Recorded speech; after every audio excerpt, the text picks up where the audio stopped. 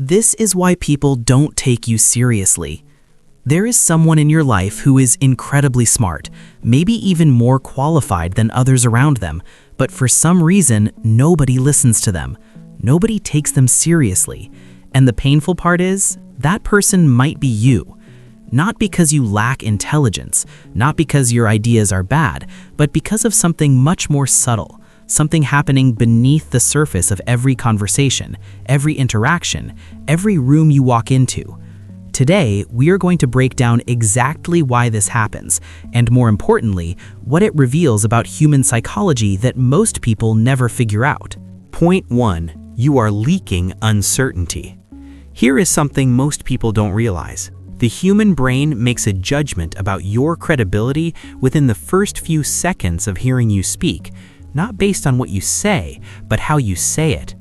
When someone constantly qualifies their statements, uses phrases like, "I think maybe," or "I'm not sure but," or trails off at the end of sentences, the brain of the person listening registers one thing: this person does not fully believe what they are saying. And if you don't believe it, why should anyone else? Psychologists call this phenomenon uncertainty leakage. You are not lying. You are not even wrong. But the hesitation in your voice, the way your sentences curve upward like a question when they should land like a statement, it signals doubt, and doubt is contagious. The fix is not to fake confidence. It is to train yourself to speak in conclusions rather than in possibilities. Not, "I think this might work," but "this will work, and here is why." Point 2. You are over-explaining yourself. Without even noticing, you might be doing this constantly. Someone asks for your opinion, and instead of giving it, you first apologize for it. You build a wall of disclaimers before your actual point. You say things like, "Take this with a grain of salt, but," or "This is just my perspective," before every single idea. Here is what that communicates psychologically. When you over-justify before you have even been challenged, you are essentially telling people that you expect to be dismissed. You are preemptively surrendering. And people respond to that signal by doing exactly what you feared. They dismiss you. There is a deep irony here. The more you try to protect yourself from rejection by softening your ideas, the more rejection you invite. Confidence is not about being loud or aggressive. It is about presenting your perspective without begging for permission to have it. Point 3. Your body is telling a different story. But here is what most people don't realize. You can say all the right words and still be completely unbelievable because your body is broadcasting a completely different message. Research in social psychology consistently shows that nonverbal cues carry more weight than verbal ones. When you avoid eye contact, make yourself physically small, cross your arms defensively, or constantly touch your face and neck, you trigger an instinctive response in others.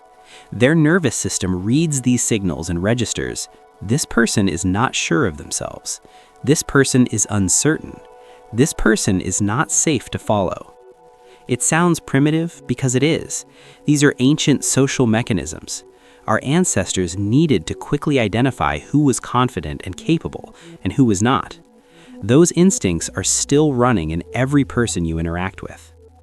The shift starts with one simple practice. Before you walk into any room, any meeting, any conversation, take a breath and consciously take up space. Not dramatically, just enough to signal to your own body and to everyone around you that you have a right to be there. Point 4. You react instead of respond. And this is where everything changes. One of the most powerful signals of credibility is emotional regulation. When someone challenges your idea, disagrees with you, or even disrespects you, how you respond in that moment tells everyone in the room everything they need to know about you. People who are not taken seriously tend to react immediately.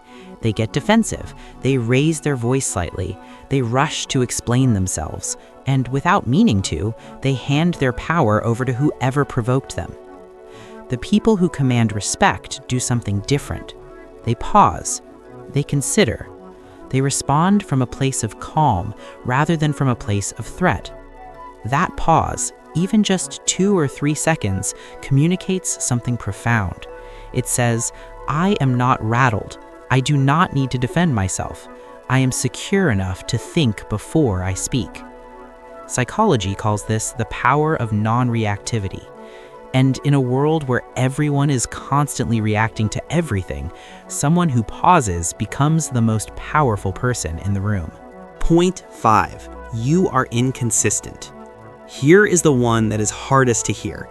Sometimes the reason people don't take you seriously is not about a single conversation.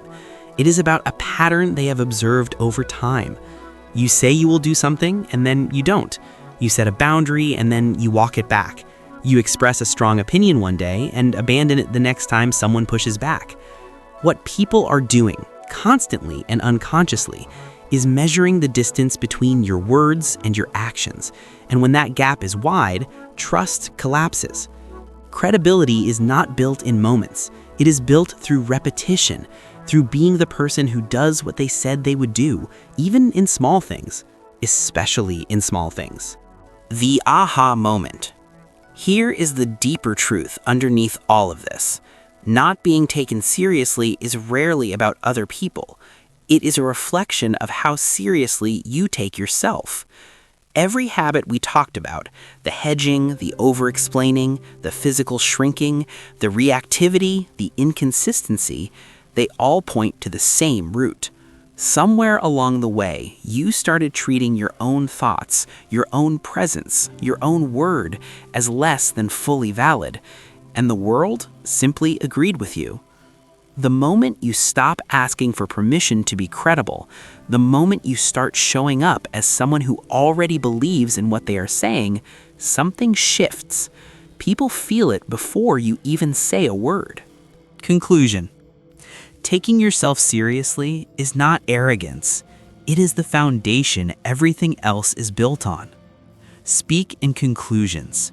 Stop pre-apologizing for your ideas. Let your body match your words. Pause before you react. And above all, close the gap between what you say and what you do. People will not remember everything you tell them, but they will remember how certain you seemed when you said it. Think about the last time someone truly commanded your respect without trying to. Ask yourself honestly, what were they doing that you are not doing yet? That answer is where everything starts.